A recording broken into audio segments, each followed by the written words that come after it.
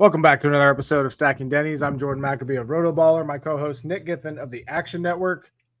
Denny Hamlin in victory lane after a rain-delayed race at Dover in the middle of it. A dominating effort by Chase Elliott. He had some issues on pit road, both by his team's undoing and his crew chief's questionable call. Chase Briscoe almost comes up with the win at the end, though.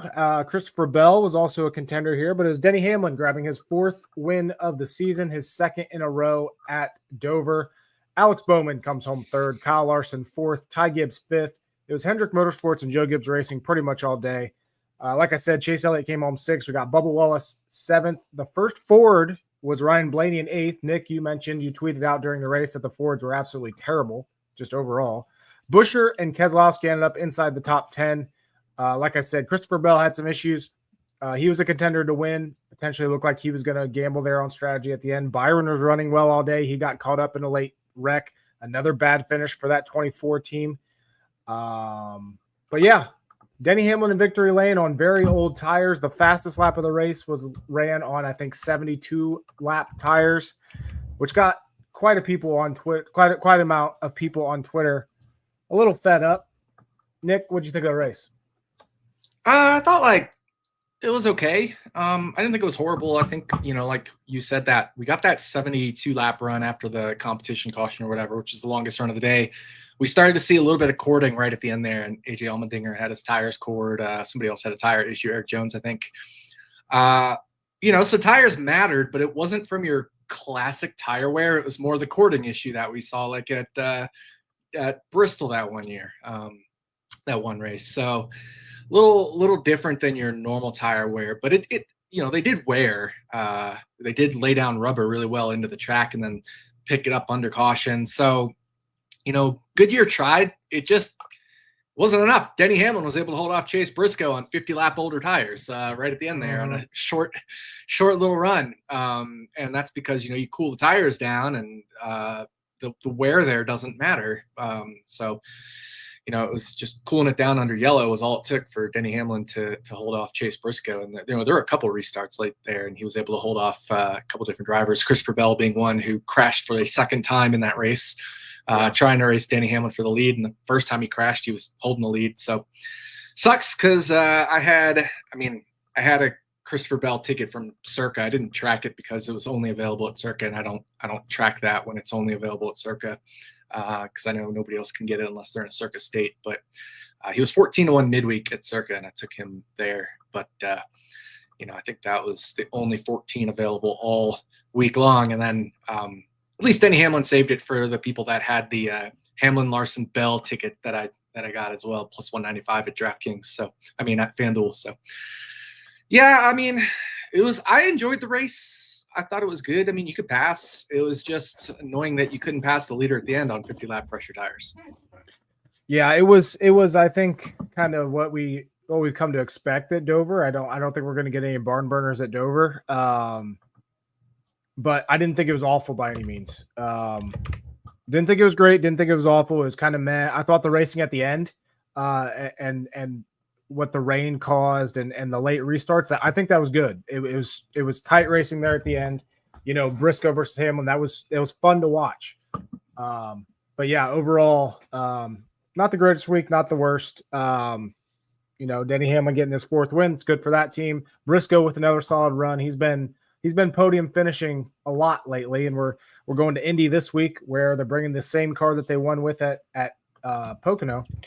So, but Ty Gibbs advances with a fifth place finish over Reddick, who ended up 12th, and Ty Dillon are the final two in what some are deeming the Silver Spoon Bowl in this in-season tournament. So there's that bit of note heading into this next race, but yeah, like I said, another good run out of Chase Briscoe. Alex Bowman, who was my pick to win last week, I thought he definitely had the best long run car there early in the race. They kind of fell off there in the mid portion part, but ended up with a third place finish out of him. Larson finally gets back to his quote unquote old ways. He was kind of struggling to get some finishes there for a while. Fourth place finish despite starting 25th. But yeah, I think Goodyear took a a step in the right direction. You know, this tire was not tire tested. They did not have any practice. They did not have any qualifying. And it wasn't a complete disaster. And I thought it was, for what it was an improvement. And I think that's a good sign moving forward.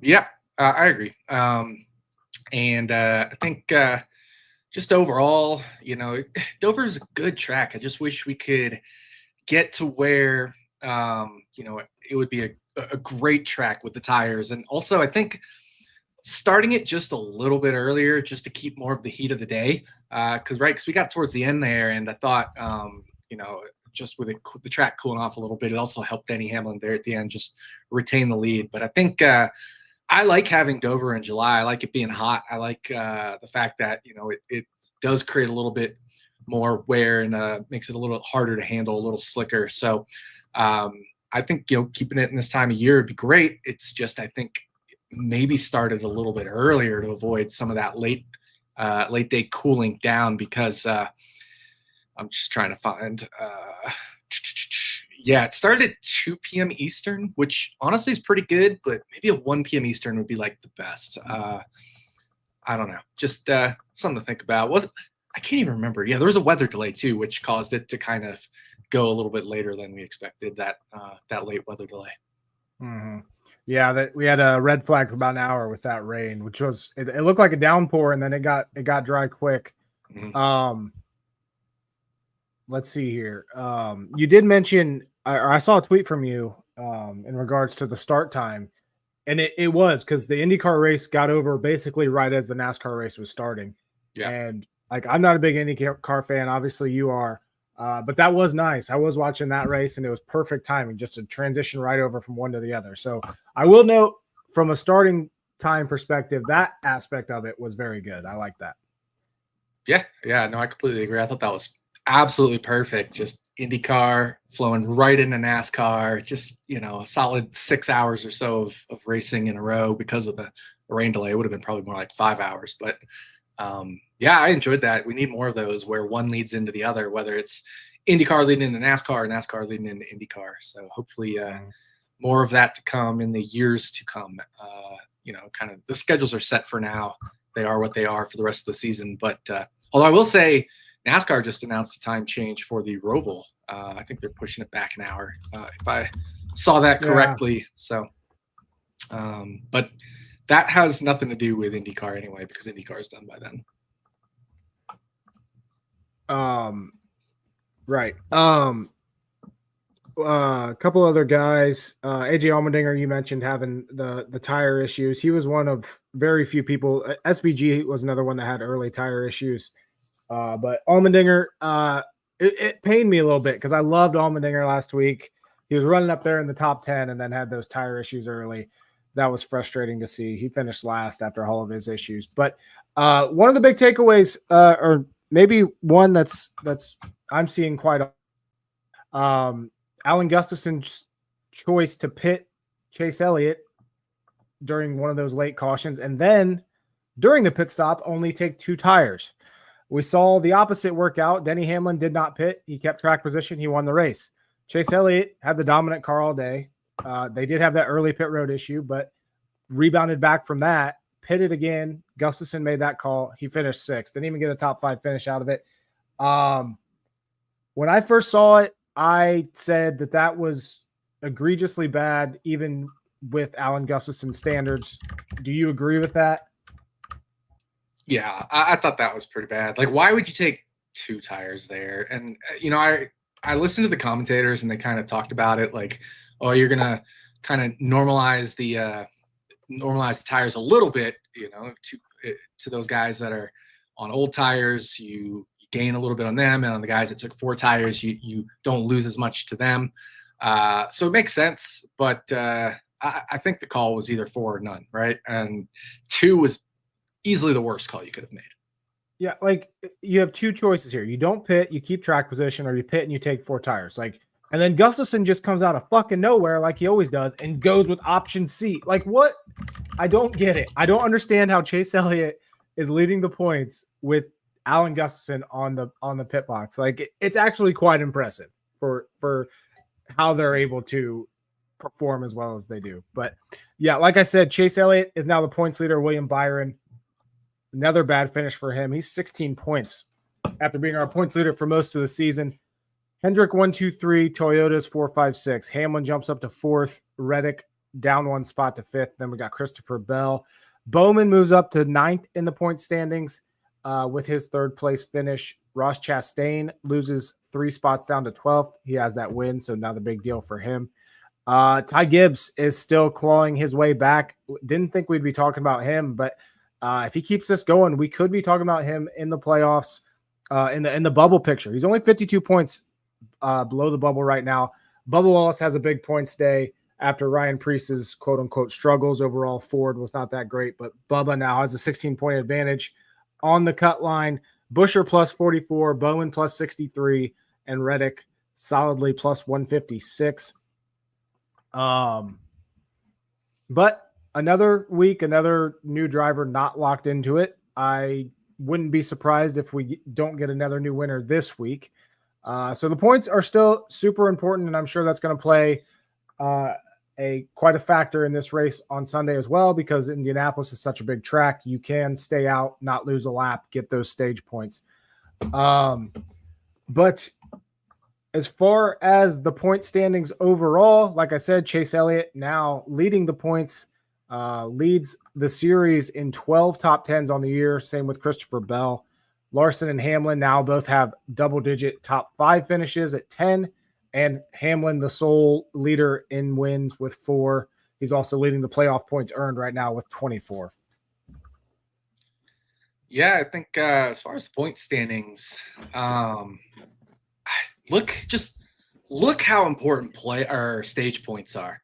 Bubba Wallace, 132 stage points. Ryan Preece, 69. Nice. Which is, 63 points apart in stage points, yet Bubba Wallace has a 16-point lead. If they were equalized on stage points, right, then Bubba Wallace would be behind by like 47 points or something to Ryan Preece.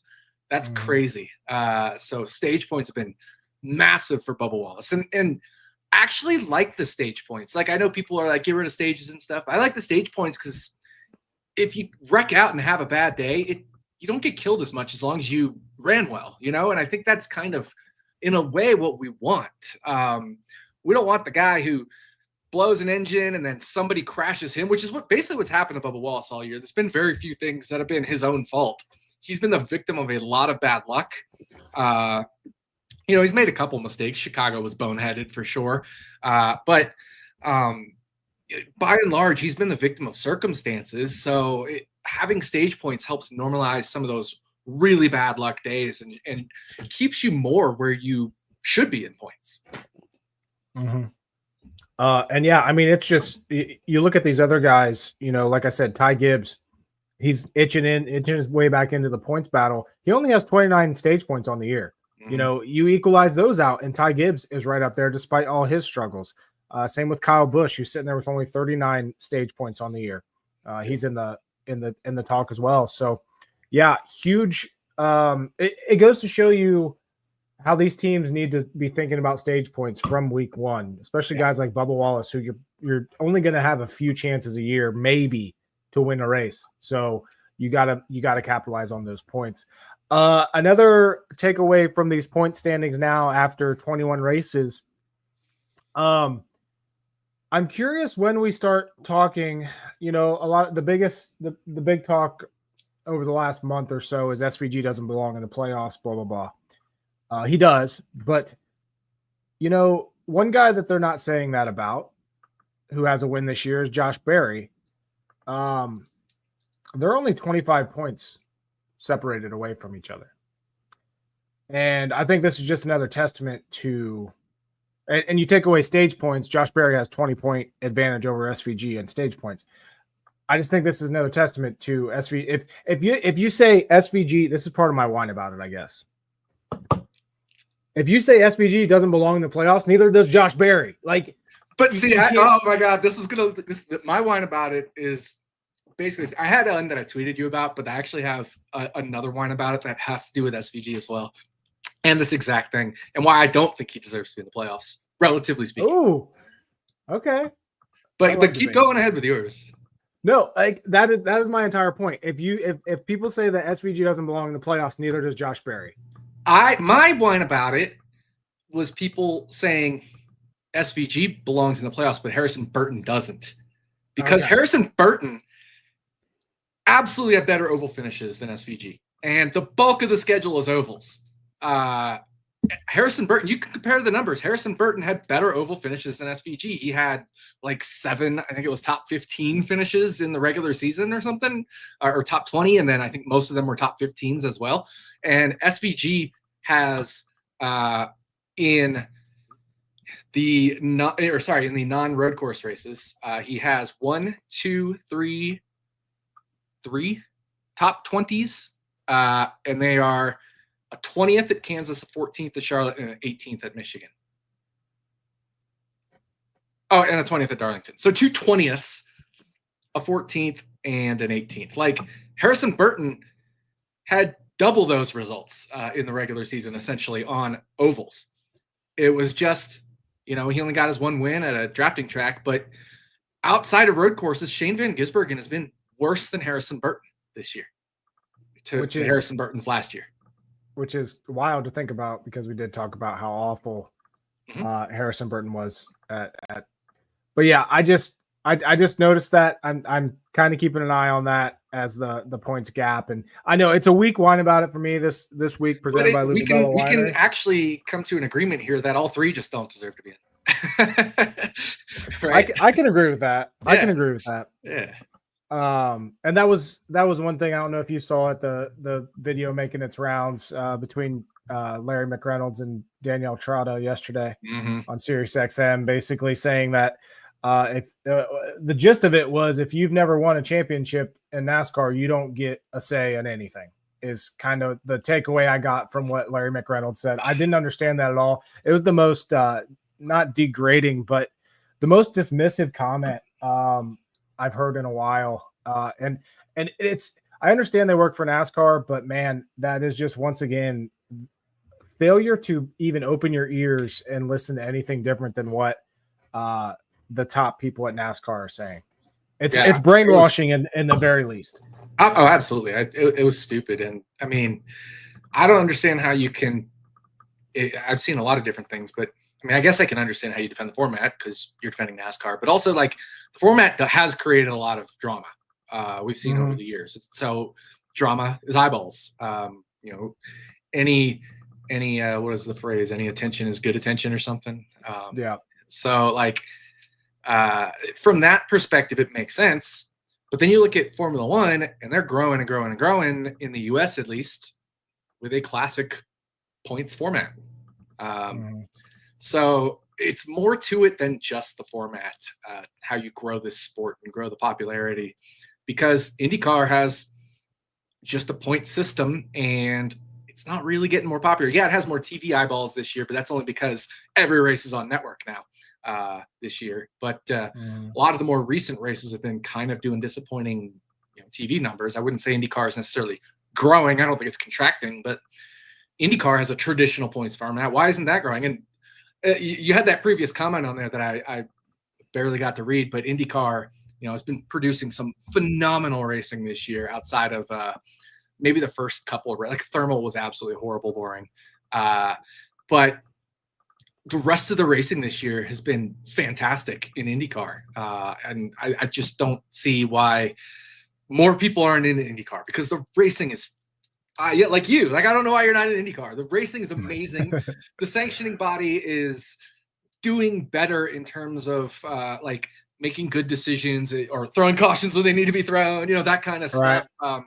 I don't really have a lot to complain about as far as the sanctioning body making decisions. It's more the Penske Entertainment level, which owns IndyCar series, making good or bad decisions around what tracks to go and how to promote them to grow attendance and viewership. But like, as far as the actual racing product, it's amazing, dude. IndyCar racing is peak racing right now among all 3 series.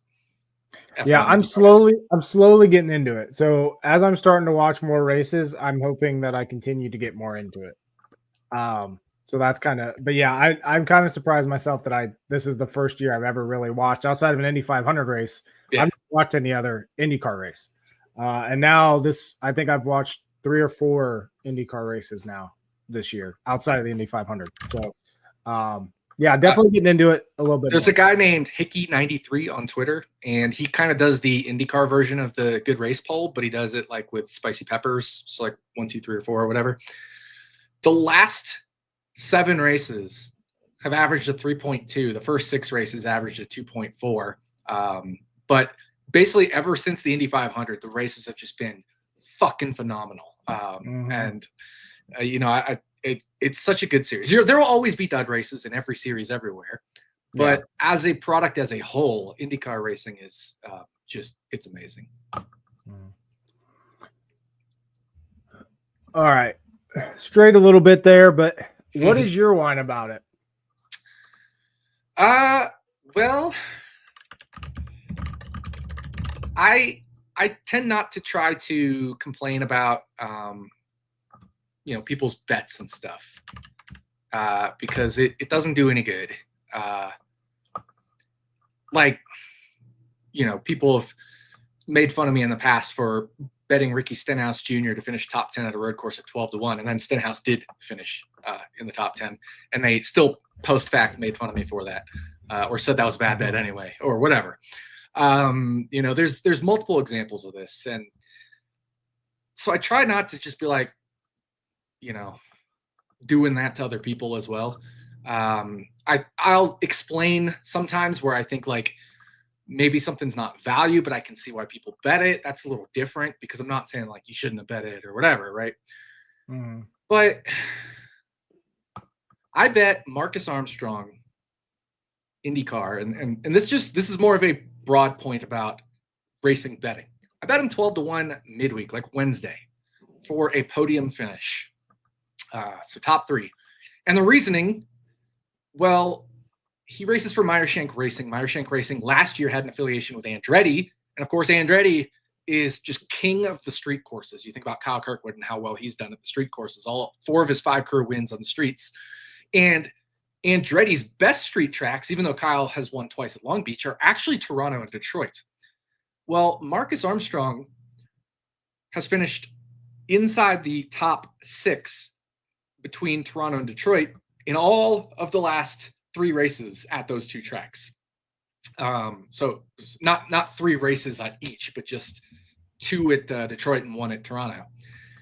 And knowing Meyershank Racing has those kind of Andretti secrets, but now they're aligned with Ganassi, where now they get all the Ganassi secrets. Like Meyershank Racing is going to be damn good at these street courses. So I bet him 12-1 for a podium for top 3. And this guy comes at me and is like, well, I wouldn't bet. I'm not going to bet it until I see it. Well, I'm like, he's already done it. He's finished 3rd, 5th, and 6th. Like, I don't know what you're waiting to see. He's already done it. And it's 12-1. The price always matters. If I told you it was 1,000,000 to 1, you still wouldn't bet it because you haven't seen it. Right. So it's one of those things. And this was him telling me this on Sunday morning, which by that point, Marcus Armstrong had already qualified 3rd, been very fast in practice, and was plus 250 for a podium when the post qualifying lines opened. So I got amazing value on him. Yeah. And then after the race, he comes back to me. He says, "Told you so," because Marcus Armstrong didn't finish on the podium. Like, why? What is your purpose for doing that other than just being an ass, honestly? So I have a little bit of a thing where, like, if you're just be like, "Told you so," it's one thing. It's another thing if you're going to, like, I remember a couple years ago, I was breaking down why I didn't think people should be betting Kyle Larson to win whatever race it was after seeing the second race of the season. I think it was like 2022, the first year of the next gen car, and Kyle Larson lucked into a win essentially at California. And then people were betting him super short odds to win Las Vegas. And while he did finish second at Las Vegas, we all remember he was like a back half of the top 10 car in the actual race. And I was explaining why I didn't think that was a good idea, but I understand why people are betting. So I feel like there's a difference because where I'm not like, told you so, you should, because I actually was saying that while he was, in our midweek podcast, while he was at those short prices. So it was just, there's a little bit of a different line. One is like, I'm an analyst, but also the other is just like, you don't need to just go up people and be like, bad bet, told you so. You know what I mean? So that's kind of my whine about it there. And I'll still be analytical when I think something is a good or isn't a good bet. And, for me and Stevie on the podcast, I'll say like, I don't really agree with that. Most of the time we do agree, but there'll be times I don't agree. And I think discussing it is fine, but going back and victory lapping the like, told you so is a little ridiculous. Yeah. And I mean, the fact of the matter is you got 12 to 1 odds that closed at plus 250. In any world, that's a good bet. Like any basic person that's ever bet on sports understands that that's a good bet. So, yeah, I tweeted or I messaged you on Sunday night. I said the internet trolls must be out, must be a full moon or something recently, because that was something. Yep. So just something to get off my chest. It's annoying. Like if you're just gonna just troll about it, then I don't know. I'm not gonna leave you on my be able to interact with me list anymore. Mm-hmm. And that was Wine About It, as always, presented by RotoBaller Winery. Make sure you check them out. I open my purple. I still have 2 purples I haven't opened yet. Really? Yeah, it's so good. I need to open because I've been drinking all the other good ones. That's true. My favorite is still the mimosa. Can't go wrong. I have a bunch of mimosas. I drank both of those already. That's a great Sunday morning beverage. I'm gonna have to start drinking that during my live streams on Sundays. There you go. Great. I like that. All right. So playoffs, playoff picture. Like I said, we got anything to talk about there? Not much has changed. Obviously, Bubba gained some points on Priest, but pretty much very similar to last week. Yeah, I mean, playoff picture hasn't really changed. Alex Bowman to Ryan Priest is 63 points now, so Bowman has a race of cushion. But again, we get a new winner, that's going to shrink. Yep. That cut line is going to shrink. Well, I should say if we get a new winner outside the cut line, that'll shrink. So it's definitely all the way up through Alex Bowman, which includes Chris Buescher and Bubba Wallace and Ryan Priest. So obviously on the outside, you got to be thinking get as many points as possible so you're not the last of that set of drivers, or the second to last of that set of drivers. So I think Buescher and Bowman still need to be a little bit in points mode and get the win when they can. And Bowman had a great car this past week, and he will honestly – I'll say this about Dover. I thought Denny Hamlin was maybe the 3rd or 4th best car. I thought Bell and Elliott were 1 and 2 in whatever order. Yep. And then I actually thought Bowman was better than Hamlin for the majority of the race. I agree. Bowman flat out passed Hamlin at certain points. So, and that's another thing. Like, Denny Hamlin was plus 550, I think, to win the race. And we saw maybe the 4th best driver at plus 550. I'm not saying that's a bad bet because I had value on it too at plus 550. I didn't at 5 to 1, but it's just one of those things where you look back and you evaluate it and actually that was not as maybe top heavy as I thought. The things were a little closer between Hendrick and Gibbs. I mean, those were the 2 main. Basically, if you took any of those 8 almost, you could have felt good about betting any of those 8 really. So yeah, I'm definitely not saying Hamlin was a bad bet because I had value on it at plus 550 as well. It was right in line at 5 to 1, but it was one of those things where you go back and you look at it and it's like, he was probably just the 4th best car. So I thought that was interesting, but Alex Bowman had a great race, well-earned top Chevy for him there. And I thought he was going to win at one point. I live bet him 9 to 1. And then he kind of, I wouldn't say faded at the end, but he just wasn't quite as strong and didn't quite get the strategy right as well. Yeah. You mentioned Hamlin in the rain, and Bell.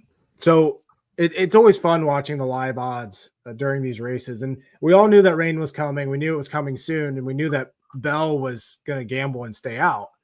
What was interesting, that's one of the things to pay attention to with the live bets, though, because FanDuel, right before the rain, kept Bell open at 30-1. So, I mean, obviously it didn't pay off, but I would have been very happy holding a 30-1 Bell ticket there live. Yeah. Just watching how the race was playing out, because you knew he was staying out, after he spun out the first time and getting that track position. But yeah, Hamlin wasn't the best car. I think Chase Elliott probably had the best car there. Yeah, I think so. If not Christopher Bell, and then Bowman was strong. Bowman and Hamlin, I would say, were like neck and neck for third. Yeah, if Bowman would have started a little bit better track position wise, so I think he started 17th. Yeah, 16th, 17th, somewhere in there. Yeah, he started 16th. Hamlin started 13th. So, but they were pretty much, equal when it came to like stages and stuff. So, but yeah, that'll do it from Dover. You got anything else on these point standings? No, I'll just say, alluding to Ford, they had a terrible race. And of course, I was on Preece and Barry and Gregson. And Gregson actually had a really good car. He came from 36th. So most of the Fords struggled, but Blaney was good. He just wasn't as good as those Hendrick and JGR cars. Blaney was good. Honestly, I thought Gregson was one of the best Fords. Pagano was like fine. He was back top 10, early teens all day. But like the RFK cars struggled. They went straight backward. Josh Berry, I don't know what happened to him. He was garbage. They missed it so bad. And they did. That was so surprising because, I mean, you and I were both on him, top 10, everything last week. And he was just came out. Yeah. Yeah. So, I think it's fortunate for Chris Buescher when we talk about the points that he got that 9th place finish, given how bad Ford was and he was going straight backward for a lot of that race too, back half of the teens from around a 10th place or whatever starting spot. So, I think Chris Buescher should be thanking his lucky stars. He got a 9th place finish to, be a little bit better on points rather than like a 17th or 18th place finish. Like maybe he probably deserved. Yeah. He was 15th in driver rating in that race. And a lot of that comes from the finish, right? Driver rating finishes in the formula for driver rating. If he had finished worse, his driver rating would have been 16th, 17th, 18th. But yeah, that's something to keep an eye on. Maybe it was just a Dover thing that Chevy or that Ford didn't perform as well. But yeah, Ryan Blaney, like even we both expected a little bit more than him out of that race too, and it just wasn't there. Yeah, Blaney was one of those for like DFS where like you kind of got to play him, but you also kind of want to be underweight on him in tournaments and use him in your cash game lines. Yeah. It'll be interesting to see if Ford can bounce back this week. Obviously, we're at a high horsepower track, which should benefit Ford. They had 5 cars in the top 10 at Pocono, which is direct competition or comparison of Indy. So Ford should be decent this week. But before we get on to Indy quick, in-season challenge, alluded to it before, Ty Dillon versus Ty Gibbs, just like everybody expected. Gibbs the heavy favorite here to win this. Everyone's favorite driver in the series. But we have seen issues at Indy. We've seen tire issues at Indy. I think we've seen Gibbs have issues at Indy, if I remember right. It wouldn't be out of this world for Ty Dillon to win this thing. Yeah, Gibbs started 6th and finished 23rd last year at Indy. Whereas, as you talked about last week, Indy's not a bad track for Ty Dillon. Finished 19th here last season. His 4 other starts in the Germain Racing 13 car here, 14th, 13th, 21st, and 19th. Obviously, there's books one that in are one in the Xfinity series, I think it was, for his only Xfinity win at Indy. Yeah. So this is it's going to be – I think it's going to be fun if they pay the right attention to it. I talked about this last week before Dover. I said hopefully they kind of pay attention to it. They did such a bad job. Mm-hmm. They kept talking about Gibbs they kept talking about Dillon and was it John Hunter Nemechek? Yeah. It's like they didn't even realize that Ty Gibbs and Tyler Reddick, when the time they were talking about Gibbs or Dylan and Nemechek, the exact same time, Reddick and Gibbs were within one spot of each other, and they did not mention it at all. It was. I think I tweeted at one point. I was like, "Man, I hope this stays green because all these battles, the battle for the lead, the battle for both transfer spots in the tournament, are neck and neck." And I was like, they need a triple box. They just need a camera on the lead. They need a camera on, what was it, Dylan versus Nemechek. They need a camera on Gibbs versus Reddick. That's what they need. They needed a triple box. Do that. Now, once the cautions came out and Dylan got his wave around from the free pass or whatever, that one was over. But like, you still needed Gibbs, Reddick, and then one for the lead. Even if it's on a smaller box, have the big one on the leader, the smaller box on the tournament battle. Like, I just couldn't believe the coverage was as bad as it was on the tournament matchups. It wasn't awful, but it wasn't. It could have been a lot better. You could have made it like really dramatic by having a triple shot there. Yeah. I did notice, like, and I saw there was like some tweets saying that like TNT was using Fox Sports directors, blah, blah, blah. So then I looked at the director for TNT Sports, and assuming this person has the same name and the same job, essentially, he is from Fox Sports. The director of TNT Sports is from Fox Sports. And it just makes complete sense because they sucked at that. They missed both wrecks. Dale Jr. twice during that broadcast was saying something happened on the track and they weren't showing anything. Like, took 10 seconds for them to show it after Junior's in the booth saying, "Hey, this guy's in the wall," or something. Like, it's just it makes all sense when you realize that yes, he's from the director for TNT Sports is from Fox Sports. Yeah, makes sense. But hey, I think I sent it to you, but Bet365 opened that matchup. Ty Dillon plus 400, Ty Gibbs minus 600. So I got my hedge in. I bet $100 on Ty Dillon at 4-1. There we go. So I will win $2,800 if Ty Gibbs wins, and I'll win $400 if Ty Dillon wins for a total of $150 investment. I'll get whichever one back, either the 50 whatever I put on Gibbs, it was like $56.50, or the 100 back on Dillon, and make a nice profit. So I need to go back and find the clip of when I originally said I think Ty Dillon wins this in-season tournament. If I got anything right, I told you I bet it right here on the podcast with you. I was like, yeah, I'm in. Yeah. So if I got anything right this year, if Ty Dillon wins this thing, that's going to be my favorite one. Yeah, you'll have to absolutely blast that out on some socials. Yeah. But we are on to Indianapolis Brickyard 400. One race here in the next gen era. Kyle Larson won it last year when he had more fuel than everybody else. Everybody else was fuel saving. He went out past everybody. It was fun to watch. Tyler Reddick led most of the race from the pole that day. Denny Hamlin was strong in that race. Let's see. Reddick led 40 laps. Keselowski was strong, led 35 laps. Bubba Wallace led 26 laps. Hamlin wrecked out. He won stage one, finished third in stage two. He wrecked out, finished 32nd, but he led 21 laps. John Hunter Nemechek was really good here last year. He ended up wrecking as well, finishing 29th. But Denny Hamlin, Kyle Larson, Ryan Blaney are the big three this week, as is often the case this year when it comes to odds to win the Brickyard. But as I mentioned before, Pocono, a very good comparison track when it comes to Indianapolis, both big, high horsepower tracks. Chase Briscoe won that. That 19 team is bringing the exact same car to Indy this week. Blaney finished top three in that race, as did Hamlin.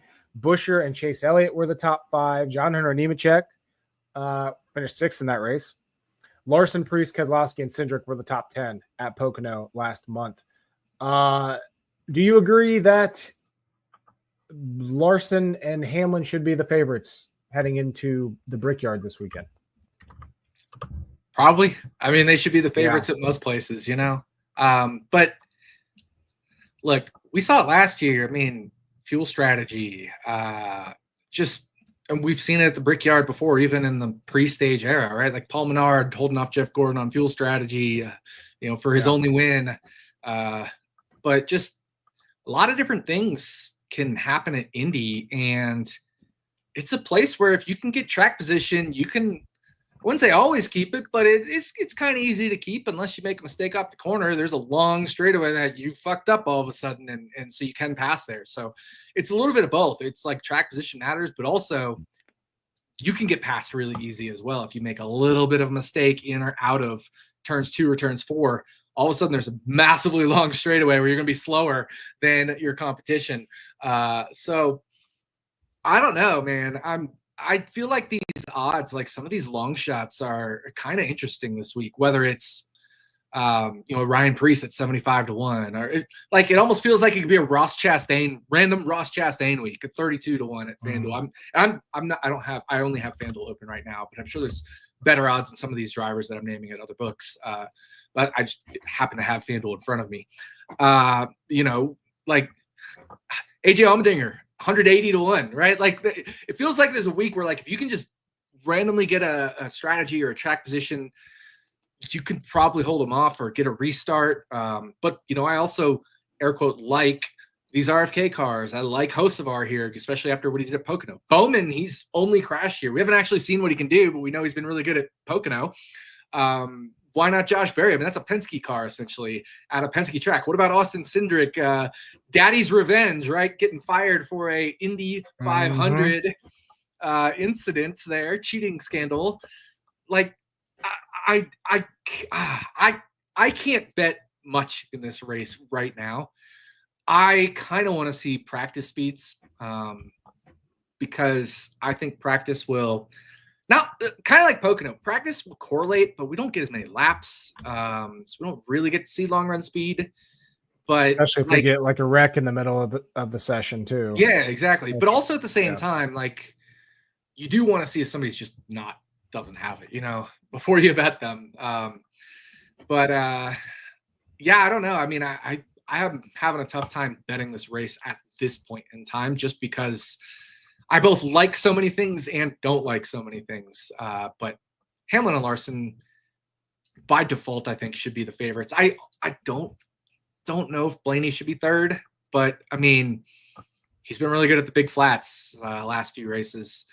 It's one of those where, like, why is he better than a Tyler Reddick or a William Byron or a Christopher Bell or a Chase Elliott or a Chase Briscoe, right? Like, right. I think it's just these odds at the top are a little too short for Hamlin, Larson, and Blaney at least.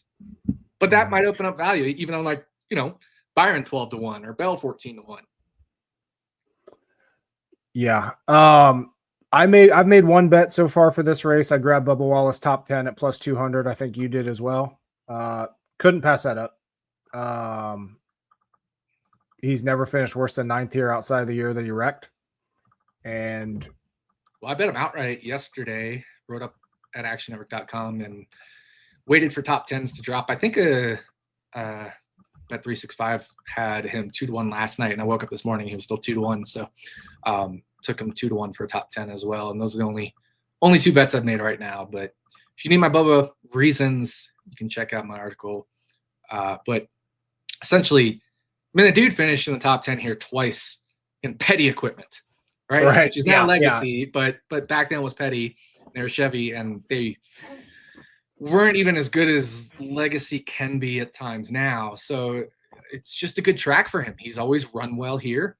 Last year in the 2311 equipment, he led more than 15% of the race. It's huge. And he was a top 4 car in average running position. So, I don't remember exactly how the strategy worked out for him and everybody else, in the fuel stuff. I remember obviously Keselowski running out, but like, Bubba Wallace is good here. And you get him 40-1 when I wrote it up. I think it moved to 35-1 after I wrote it up, or while it was in the editing process. So yeah, I love Bubba Wallace this week. I think this was one of the races I've been waiting to bet him.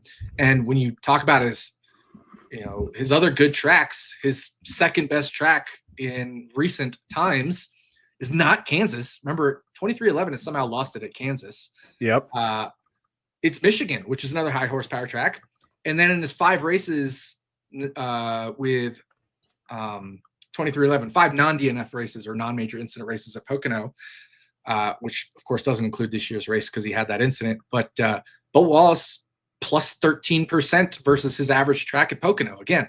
So all the like major comp tracks plus this track itself, Bubba Wallace is massively above his average track at those. So yeah, had to take him 40-1 to win, which was a little nibble, was more waiting for the top 10. And yeah, Bet365 came through with that 2-1.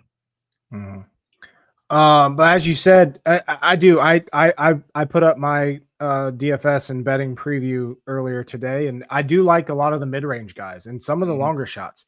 We look at this race last year. We look at the top 10. Todd Gilliland finished 6th last year.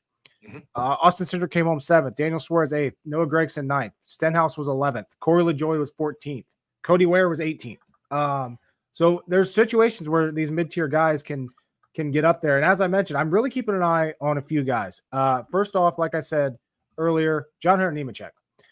That car was really fast at Pocono, and he was really fast here at Indy last year. I wish they would give us the longest odds I can find on his top 10 right now is 4-1. I wish it was a little bit longer. Not betting that.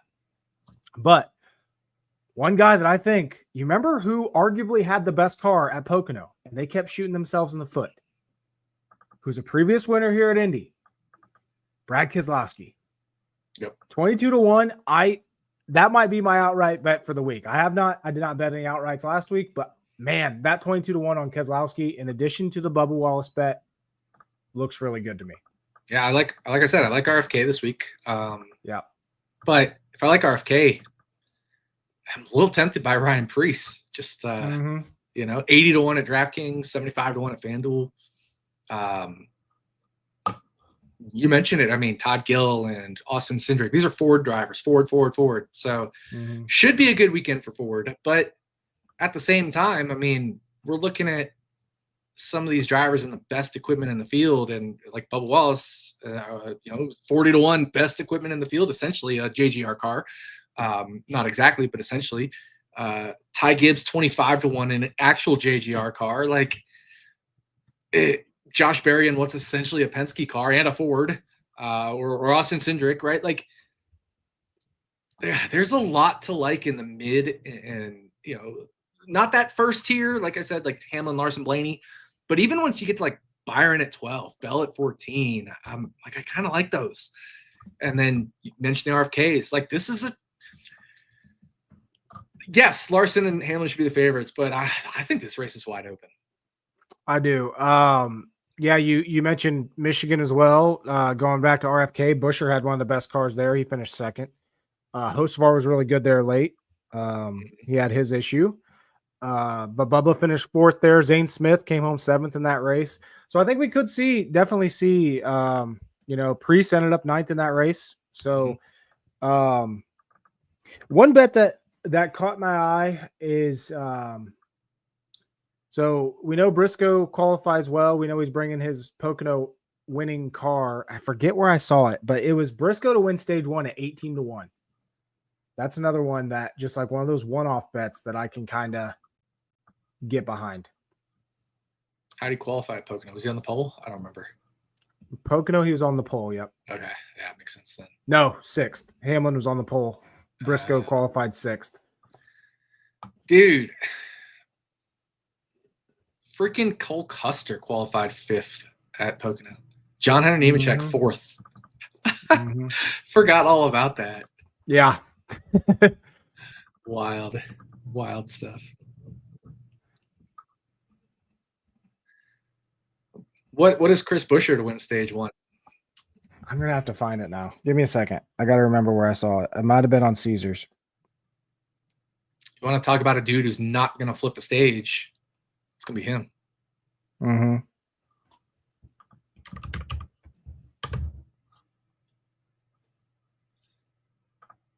pulling up Bet365 stage 1 winner.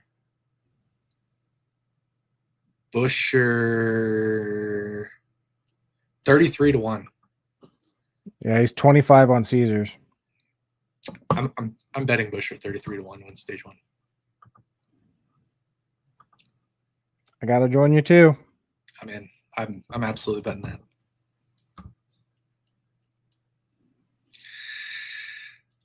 Because remember, he also, in addition to qualifying second at Pocono, I think he qualified top 5 at Michigan, if I remember right. 6th. He was 6th at Michigan.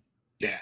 Plus, like you said, if you're close enough to the leader, you can pit and flip the stage. But Buescher's not going to flip the stage because he needs the stage points.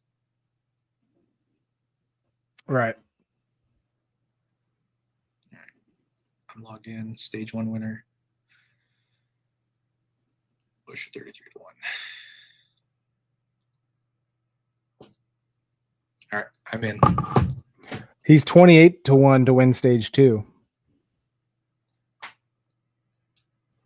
I don't mind that. I don't mind that at all. He's like 16-1 to win the race, but 33-28 to win the stages. And if anybody's not going to flip a stage, it would be him. Right. I think I'm just going to bet both of those. All right, stage 2 winner. Buescher.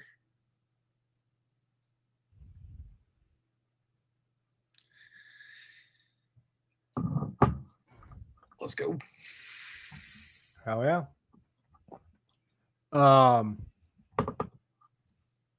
Let's see here. So, like I said, last year, Reddick had pretty much the strongest car for most of the day, at least the most overall strongest day as far as finish and everything else. As far as overall winners at Indianapolis, Kyle Busch has 2 wins here. Kyle Larson and Brad Keselowski are the only other active drivers with wins at Indianapolis Motor Speedway. So chances are we're going to get a first-time winner to kiss the bricks this weekend. Let's see here. Joey Logano, outside of guys that have 1 or 2 starts, because remember, we didn't race on the oval for several years. Active drivers, best average finish, more than 2 starts. Joey Logano's at 12.6. Kyle Busch, 12.8. Daniel Suarez, 12.8. Good track for Suarez. And then Keselowski there at 13.6. Bubba Wallace right behind him, 13.8. Let's see. I mentioned John Hunter Nemechek, and then we just talked about Keselowski and Bubba Wallace as some of those mid-tier guys. You have any like long shots? You mentioned AJ Allmendinger. Anybody else you got down there looking that could surprise on Sunday?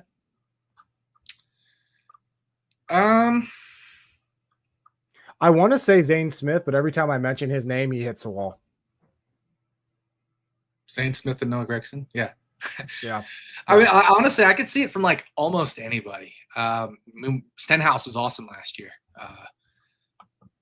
He was really fast last year, if I remember correctly. Qualified, I think, inside the top 10. Started 9th, finished top 10 both stages, finished 11th. Yeah. His best ever finish at Indy, which his other finishes here 36th, 31st, 34th, 35th, 35th, 24th, 25th, and 12th. So solid great, race. Bob. Yeah, I don't know, man. I think this is just crazy wide open. You know, I mean, I certainly think we'll see the Hamlins, the Larsons, the Blaney's be near the front, but that doesn't mean they're going to win. What about good old Riley Herbst for top 10? Does 2311 have the speed? I mean, I would say Bubba Wallace really good here. Reddick really good here. Yeah. This could be a week that Herbst. He won Indy last year. I still got to use him in 36 for 36. He won Indy last year in Xfinity. Now they were using that like drafting-ish package, but yeah. Hey, I mean, it's not a negative data point. Finished 4th at Pocono in 2023 for Stewart Haas Racing in the Xfinity Series. DNF'd Pocono earlier this year, and I don't think was very fast just in general. He was 29th in practice and did not make a 10-lap run. I'd have to go back and look and see what he was in flags. I think both him and Bubba and at Pocono, they had those brake issues, didn't they? Probably, yeah. I think so. Oh, yeah. I think all of 2311 had brake issues. That's what it was. Yeah. Because Reddick even came behind the wall for a moment. Riley Herbst was 29th in flags, but Josh Berry did not make a lap. So 29th out of 36 cars. It's not the worst Riley Herbst we've seen this year. Mm-hmm. Got a comment here. Hocevar is my guy this week. He did finish 12th here last year. Hocevar is just one of those guys where, like, you could make a case for him every single week. There's nothing consistent about him right now. He could show up with a race-winning car or a 30th place car, and neither would be surprising for any. For any race weekend. So yeah, I can't argue with liking Hocevar this week. I have DraftKings pulled up right now. I'm not betting him at 25-1. Yeah, it's just too short. Like it's not that I don't like him. It's just it's too short given his inconsistency. He's even worse than Kyle Larson in terms of just knocking down the fence or knocking other cars out. And this is a track where you can run side by side in the corners, and if he gets side by side with Stenhouse and Stenhouse decides he wants to just open the wheel up a little bit, that's something that could happen. Are you I think this is kind of where just Tyler Reddick is now, but I was a little surprised to see him at 11-1 for how good he was in this race last year. He was pretty good at Michigan up until I think they had issues on pit road when he got blocked in. But the guy that started on the pole, led the most laps in this race last year, sitting at 11-1. If I was going to make a bet there, I still probably would go. I still like Christopher Bell over Reddick and probably Chase Briscoe. I don't know. I just have a weird feeling that Briscoe has found his groove and they could go on a run, which, we talked about earlier this year. Once that 19 team starts going, they could just click them off. Yep. And he's a Hoosier, Chase Briscoe, Indiana boy. Like I said, that's why I think this field is wide open. Chase Briscoe definitely can win this race. I mean, he won Pocono, but he's 13-1. I'm not betting him at 13-1. Like, and Reddick was really good at Pocono. That he was third in stage one, but they of course had the brake issues just like Herbst and Bo Wallace. So, I just think this field is so wide open. I just don't really want to bet a ton until I see cars on track. And to note, I noticed the schedule this week. We have a split schedule. So normally it's, practice then qualifying. We get practice on Friday this week. Yeah. Qualifying on Saturday, race on Sunday. Yep. I'm not sure why they did that, but it's worth noting. Yeah. So it gives us some time to get some data before qualifying and, see where that goes.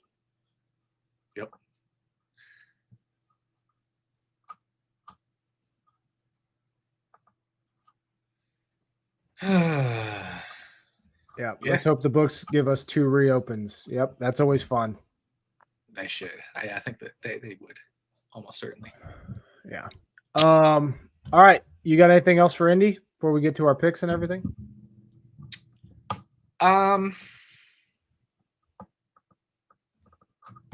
Yeah, maybe one thing. Hold on. Let me look.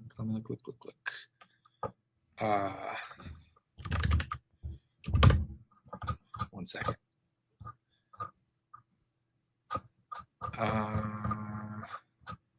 Sorry, I'm trying to find something. I know what I'm trying to look for. I just can't find it.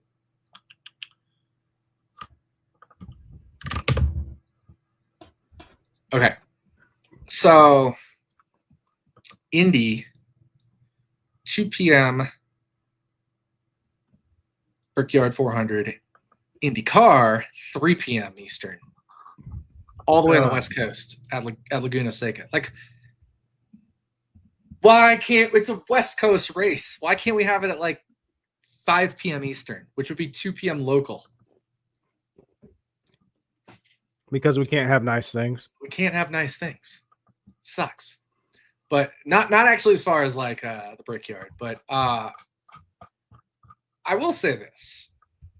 I would love to see IndyCar be off and coordinate with NASCAR on the Brickyard weekend and get a couple IndyCar drivers in as like, you know, these open cars or like the Helio Castro Neves provisional, right? Like I would love to see Joseph Newgarden in a Penske or Scott McLaughlin in a Penske and Kyle Kirkwood in a Spire car running this race.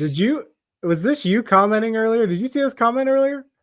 No. What are you talking about? Look at this. This was like way back at the beginning of the show. No, I didn't see that at all. I promise you I didn't see that. Like I was sitting here reading it. I'm like, I know someone just said Newgarden and Penske equipment. I hadn't seen that at all. No. But no, it would make so much sense for IndyCar to coordinate with NASCAR, leave this weekend open, get a couple crossover drivers to race at the Brickyard. That'd be badass. Yeah, cross promotion, everything. Like, yeah, it just sucks that these series compete with each other because they shouldn't be. It should be the rising tide that lifts all the boats or whatever phrase. Like, and they don't work together to make the double happen. It's just sad. Like, it's so sad because Larson's not going to do the double anytime soon, and pretty much nobody is at this point because these series aren't working together to make it happen. But they really should. Like, God, can you imagine Joseph Newgarden in a Penske, like going for his third Indy win, but this time it's in a stock car instead of an Indy car? That'd be so cool. Yeah. And I don't even like Newgarden. I don't even like him, but that would be cool. Like I would maybe root for him a little bit for that. Maybe. Definitely if like Kirkwood did, because Kirkwood races sports cars and next gen car is kind of like a sports car in some ways. Like Kyle, I think would do really well on it. Like you put him in the fourth Spire car, get some Chili's sponsorship, and let's go. Gamebridge and Chili's, let's go. Oh yeah. All right. Anything else? No, I think that's it. All right. Picks to win. You had Chastain last week. Ooh, who? That's rough. Yeah, that was rough. I had Alex Bowman. He was my member. I just had a gut feeling about him going into the weekend. So I got 3 straight top 4 finishes. It's my turn to go first this week.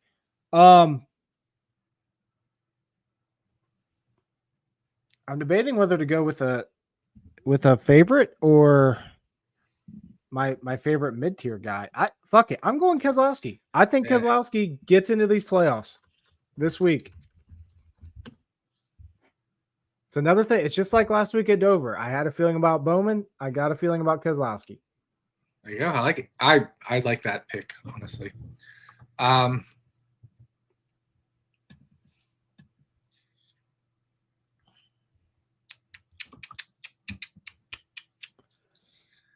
I don't know, man. This was so wide open.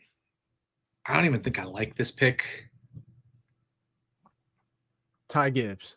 No, absolutely not. Way too much to be worried about with the tournament and stuff. That he can't be like overdriving and battling for the win and stuff. Carson Osvar. Oh, I don't like the betting odds, but I don't hate the betting odds. 30-1 isn't horrible, but I did not expect that from you. Yeah, let's have some fun. That's the second time you've picked Hocevar this season. You also picked him at Darlington. Wow. This is my first time picking Keselowski. Right after I was like, yeah, I'm not really Hocevar, but it was more like with betting odds, right? Like yeah. At the same time, I don't hate. I mean, he has massive upside. It's like if I'm gonna bet Hocevar, I do want to bet the upside. Like I almost want to bet maybe not to win, but like top 3, top 5. I don't really want to bet top 10 because if he's gonna be top 10, he's probably gonna be top 5 or close to it, and you'll get less hold in the market betting. The the fewer positions you give up, the less hold you tend to give up in these markets. And so you tend to get better value betting them to finish higher and higher. And a driver upside like Hocevar, that's what I do want to be betting. So if I'm betting Hocevar, I'm betting him like top Chevy or or top 3 or something like that. I don't know if I'd bet him to win, but yeah, I didn't really see it coming either. I was waffling there. I almost said Joey Logano for whatever reason. Like, just feels like he's just randomly going to win this race or something. Yeah, with some kind of BS. Like, I think Ford's going to be really good, but yeah, I was waffling between Joey Logano and I was actually waffling between Logano and one of the RFK cars, whether it was Busch or Keselowski, and kind of going with you on that one. But then I just kind of just reading down the list. I was like, fuck it. I'll go with Hocevar. Mm-hmm. So. I like it. I didn't see it coming either. I did. When you said it, I was like, oh, okay. But hey, we'll see what happens. 36 for 36. All right, Jordan, I got to ask you about your Daytona pick. There's no number 13. Who did I pick? Let me look. I assume Ty Dillon, but I don't know. I'm 99% sure it's Ty Dillon. Yeah, it's Ty Dillon. I still got him as the 13 in my head. There we go. Good catch. Yep. There we go. I'm a little confused because you're 45 points ahead of me, but it says you're 70 almost points ahead of me in the plus minus, which I don't think is right. So we'll figure out what the hell's going on there. Maybe you are. There's no way. Yeah, I don't know. It's like 67.5 points or something in the plus minus.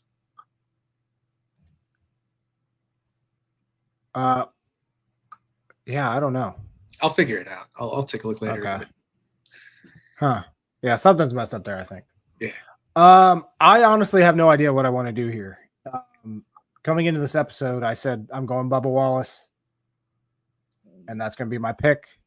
Then I thought about maybe Todd Gilliland, who, like I said, finished top 10 here last year. Maybe he can do it again. You kind of got me thinking Riley Herbst, because I still got some of these. I still got Noah Gragson to use. I still have Gilliland and Herbst and Zane Smith to use.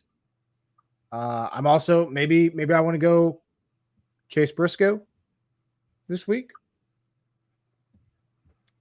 So I'm maybe even Austin Cindric. I still got to use Cindric this week. I kind of have Austin Dillon penciled in for Richmond. And then obviously we got 2 road courses coming up. Got 2 throwaways at Daytona and Talladega. But man,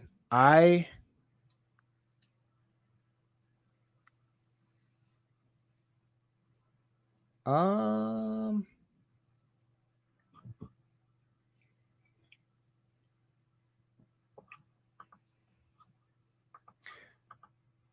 going Bubba Wallace. I'm sticking with my gut. I'm going to 23.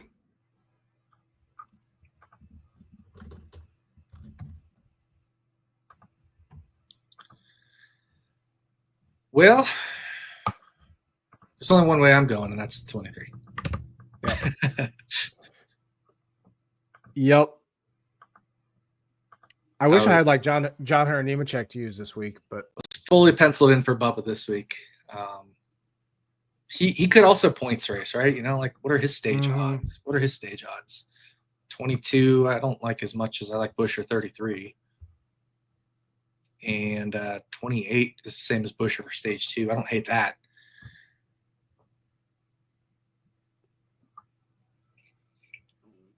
Yeah, I think that'd be a decent bet too.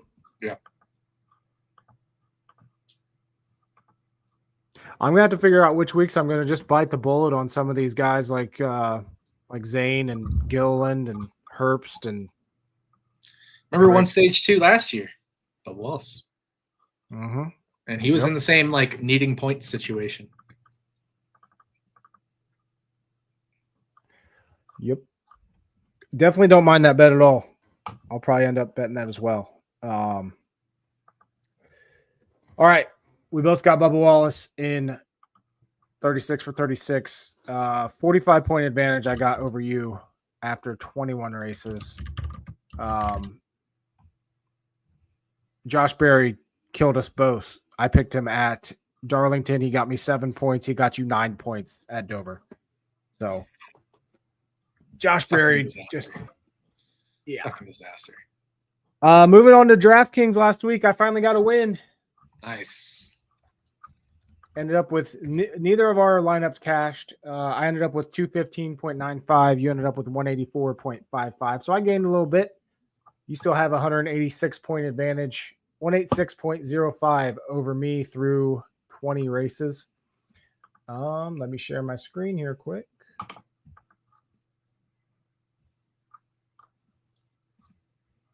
And there we go. I wish we had a third person to do a snake draft with us. Right? Yeah, I don't know. I'd do it right now if we got someone who's willing to do a snake draft, me, you, and that other person. Yeah,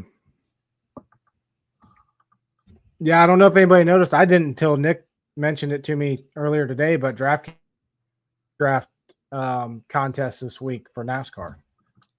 Yeah, So. you kind of cut out there, but just in case other people didn't hear it, Jordan said that DraftKings added snake drafts for DraftKings, and it's either 3 or 4 people you can have.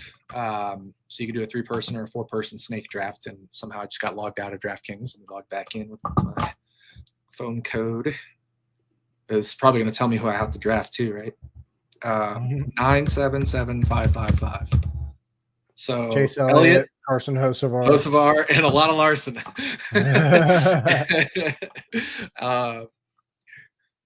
So if you come to NASCAR and you instead of doing the classic style, there's a snake style. They have contests all the way down to $1 for 4 people, or even $1 for 3 people. But the idea is you enter the contest and same DraftKings scoring, but the way you set your lineup is lineups will consist of 5 drivers. You get traditional snake draft style. It'll go 1, 2, 3, and then 3, 2, 1, or 1, 2, 3, 4, 4, 3, 2, 1, depending on if you do a 3 or 4 player contest. And then you pick of your 5 driver lineup. By lock, you pick 4 of them to start and 1 of them to bench. So that's kind of that. But once the contest fills, the draft starts within 2 minutes. So but maybe we'll try to have a guest on each week or something to do that. If they keep doing these, that'd be fun. Yeah.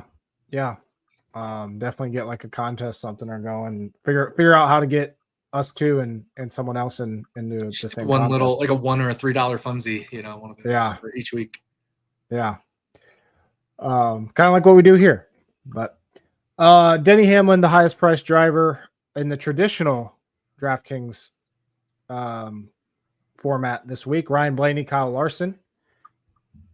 And I was messing around with it earlier. There's some value in this middle section here.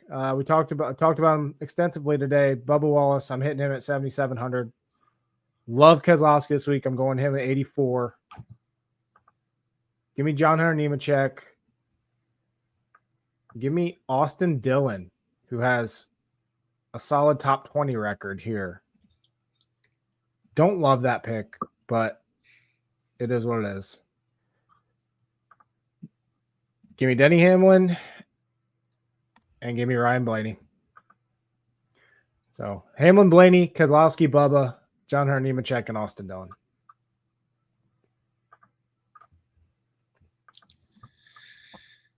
I'm going to go.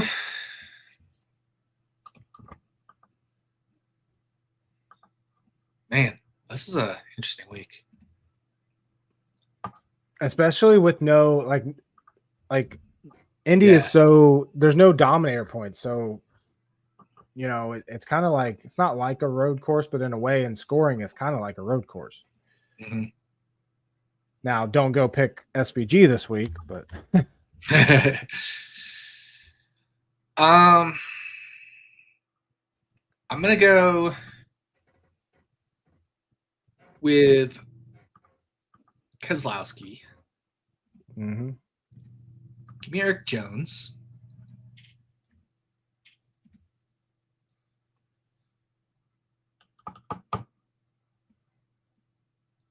I'm gonna go Carson Hocevar.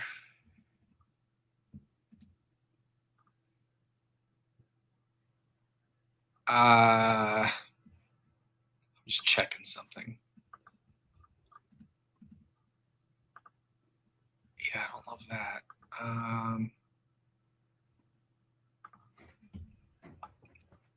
Give me.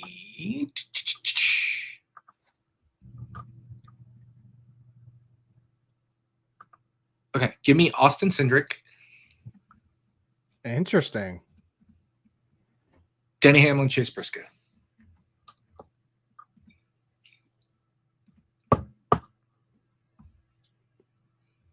I like it. You're attacking that mid-range value. I just feel like Briscoe's gonna be good, like we talked about. Ford's gonna be good, which is why I really wanted Cindric and Keselowski, and both of them are. Yeah, both of them are going for the win. I mean, nobody here is points racing. It's the only concern I have with Bubba Wallace, or Buescher, or Bowman.